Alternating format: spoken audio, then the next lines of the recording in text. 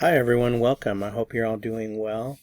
In our previous lessons we've been learning German interrogatives or German question words, and as you can see we've pretty much filled up the screen here. We've learned so far when, wann, why, warum, what, was, which, welcher, welche, welches, who, wer, wen, wem, how, wie, how much, wie viel, how many, wie viele, where, wo, from where, woher. In this lesson we are going to learn our last interrogative word in this list, where to. So where to in German is wohin. Wohin. Notice the pronunciation of the W. Wohin. Wohin. So let's look at some examples. Wohin is used with the verb gehen, to go. If I want to ask the question, where are you going, using du as my subject, the question is, wohin gehst du? Wohin gehst du?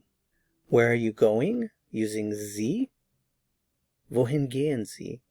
Wohin gehen Sie? Where are you going, using ihr? Wohin geht ihr? Wohin geht ihr? Where is he going? Wohin geht er? Wohin geht er? Where is she going? Wohin geht sie? Wohin geht sie? Where are they going? Wohin gehen sie? Wohin gehen sie?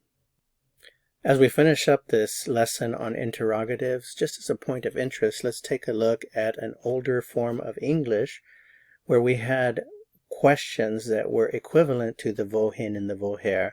So we have where, which is wo, and whither. Instead of saying where to, in older English the word whither was used, which is the equivalent of wohin, where to in German.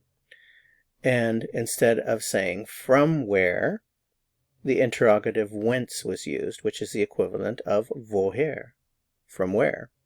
And we're going to end this last lesson on interrogatives with that. Thanks so much for watching.